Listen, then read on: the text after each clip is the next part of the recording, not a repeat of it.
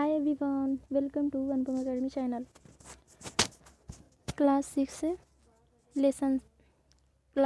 Lesson 6 subject का नाम नए प्रश्न नए विचार। अनघा निकली सैर पर। लेसन का नाम है नए प्रश्न नए विचार। अनघा निकली सैर पर। ये है अनघा। अनघा आज पहली बार अपने विद्यालय की ओर से सैर पर जा रही थी। इसके लिए उसने देर रात पूरे महाराष्ट्र से वाराणसी उत्तर प्रदेश में की ट्रेन पकड़ी। स्टेशन पर अनघा को छोड़ने आई उसकी मां ने अध्यापिका से कहा बच्चों को बुद्ध के बारे में बताने के साथ साथ उन्हें सारनाथ दिखाने भी ले जाइएगा। बुद्ध की कहानी।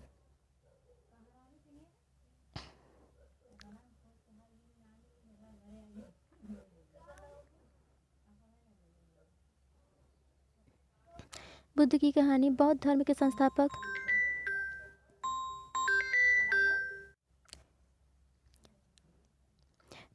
संस्थापक सिद्धार्थ थे, जिन्हें गौतम के नाम से भी जाना जाता है।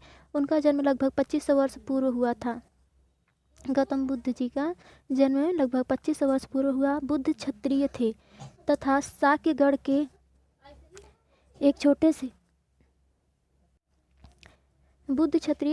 साक्य नामक एक छोटे से गढ़ से संबंधित थे। एक पीपल के नीचे कई दिनों तक तपस्या की। अंततः उन्हें ज्ञान प्राप्त हुआ। सारनाथ गए। बुद्ध जी सारनाथ गए, जहाँ उन्होंने पहली बार उपदेश दिया। कहाँ दिए? सारनाथ में। कुशीनारा में मृत्यु से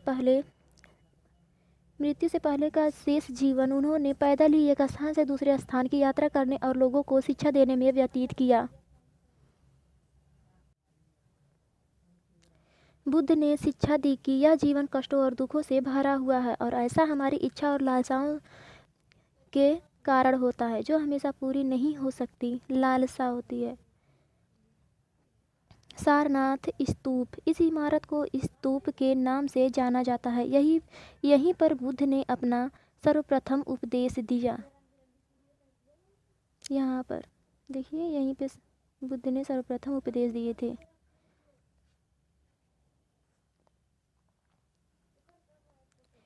बुद्ध ने अपनी शिक्षा सामान्य लोगों की, यहाँ पे को रहता तो बेटर होता पर की दिया हुआ है, प्राकृत भाषा में दी, इससे सामान्य लोग भी उनके संदेश को समझ सके।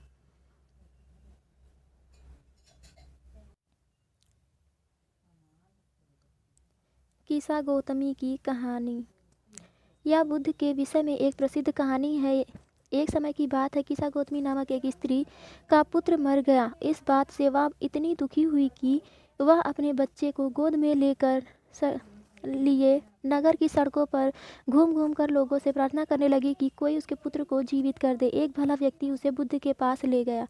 बुद्ध ने कहा, मुझे एक मुट्ठी सरसों के बीज ला कर दो, मैं तुम्हारे पुत्र को जीवित कर दूंगा। किसा गौतमी प्रसन्न हुई पर जैसे ही वह बीज लाने के लिए जाने लगी, तभी बुद्ध ने उसे रोका और कहा, यह बीज एक ऐसे घर से मांग कर लाओ जहाँ किसी की मृत्यु न हुई हो। किसा गौतमी एक दरवाजे से दूसरे दरवाजे गई, लेकिन वह जहाँ भी गई उसने पाया कि हर घर में किसी न किसी के पिता, माता, बहन, भाई, पति, पत्नी, बच्चे, चाचा, चाची, दादा, दादी की मृत्यु हुई थी। उपनिषद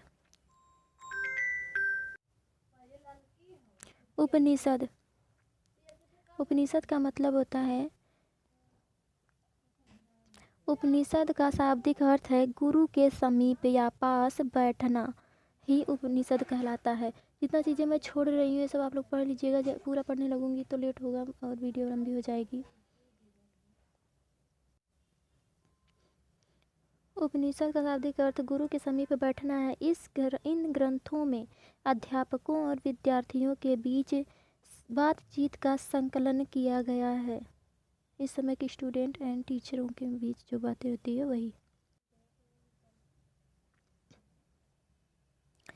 बुद्धिमान भिखारी, इसके बारे में आप लोग पढ़ लीजिएगा। अगर मैं पढ़ने लगूंगी तो ज़्यादा टाइम लग जाएगा, आप लोग पढ़ लीजिएगा इसे, ठीक है।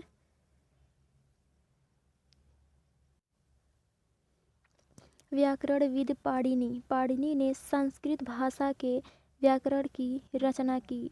पाणिनि को संस्कृत के पिता भी कहा जाता है। जैन धर्म इस युग में अर्थात लगभग 2500 वर्ष पूर्व जैन धर्म के 24वें तथा अंतिम तीर्थंकर वर्धमान महावीर ने भी अपने विचारों का प्रसार किया। वह वज्जी संघ के लिच्छवी कुल के एक क्षत्रिय राजकुमार थे। इस संघ के विषय में हम अध्याय 5 मतलब लेसन 5 में भी पढ़ेंगे। 30 वर्ष की आयु में उन्होंने घर छोड़ दिया था।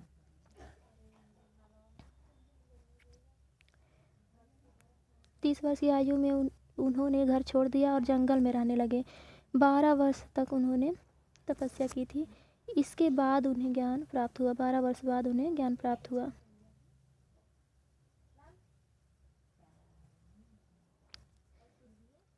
सत्य जानने की इच्छा रखने वाले प्रत्येक स्त्री व पुरुष को अपना घर छोड़ देना चाहिए। यानी कि जैसे जॉब मतलब जल्दी चाहिए और पढ़ाई करने तो घर से नहीं हो पाएगी तो कहीं दूर जाकर पढ़ाई करनी चाहिए। तो वही यहाँ पे दिया है, सत्य जानने की इच्छा रखने वाले प्रत्येक स्त्री व पुरुष को अपना घर छोड़ देना चाहिए।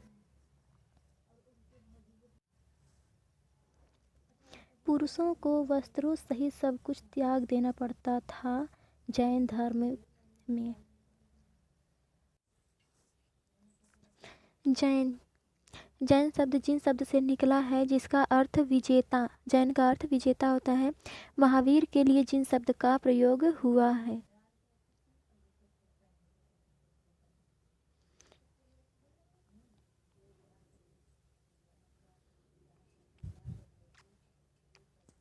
वर्तमान रूप में उपलब्ध जैन धर्म की शिक्षाएं लगभग 1500 वर्ष पूर्व लगभग 1500 वर्ष पूर्व गुजरात में वल्लभी नामक स्थान पर लिखी गई थी।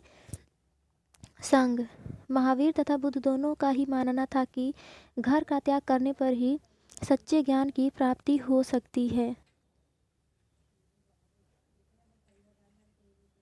संघ में रहने वाले बौद्ध भिक्षुओं के लिए बनाए गए नियम विनय पिटक। संघ में रहने वाले बौद्ध भिक्षुओं के लिए विनय पिटक बनाए गए नियम विनय पिटक नामक ग्रंथ में मिलते हैं। विनय पिटक से हमें पता चलता है कि संघ में पुरुष और स्त्रियों के रहने की अलग अलग व्यवस्था थी। स्त्री पुरुष के रहने की अलग अलग व्यवस्था थी।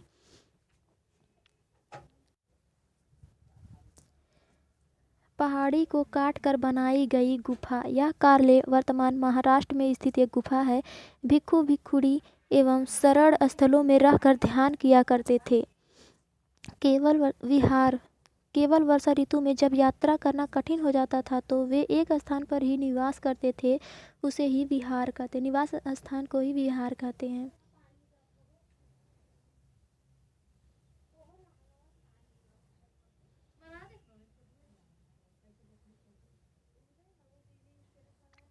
कई शरण स्थल बनाए गए जिन्हें विहार कहा गया। विहार लकड़ी के बनाए गए तथा बाद में इनका निर्माण ईंटों का प्रयोग होने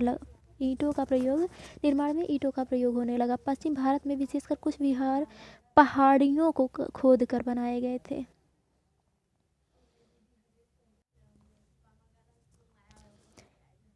एक बौद्ध ग्रंथ से ज्ञात होता है। जिस तरह महासागरों में मिलने पर नदियों की अलग अलग पहचान समाप्त हो जाती है, ठीक उसी तरह बुद्ध के अनुयायी जब भिक्षुओं की श्रेणी में प्रवेश करते हैं तो वे अपना वर्ण, श्रेणी और परिवार सब त्याग देते हैं। प्रायः किसी धनी व्यापारी राजा अथवा भूस्वामी द्वारा दान में दी गई भूमि पर विहार का निर्माण होता था। विहार का निर्माण जहाँ पे लोग रुक सकते थे, कहाँ पे मतलब किस जमीन पर बनती थी, जो राजा भूस्वामी द्वारा दान में दी गई थी भूमि, उसी पर बनाए जाते थे विहार। मैं नहीं पढ़ूंगी, आप लोग पढ़ लीजिएगा, बहुत ज़्यादा लेट हो जाएगा अगर मैं पढ़ने लगूंगी तो। देखिए मैं पूरा दिखा दे रही हूँ, आप लोग स्क्रीनशॉट लेके या फिर कैसे भी पढ़ लीजिएगा, ठीक है।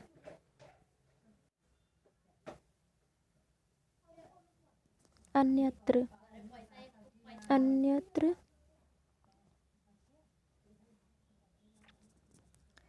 1000 से अधिक वर्षों तक जरथुस्त्रवाद ईरान का एक प्रमुख धर्म रहा। बाद में कुछ जरथुस्त्रवादी ईरान से आकर गुजरात और महाराष्ट्र के तटीय नगरों में बस गए। वे लोग ही आज पारसियों के पूर्वज कहलाते हैं। पारसियों के पूर्वज हैं कौन? जरथुस्त्रवाद।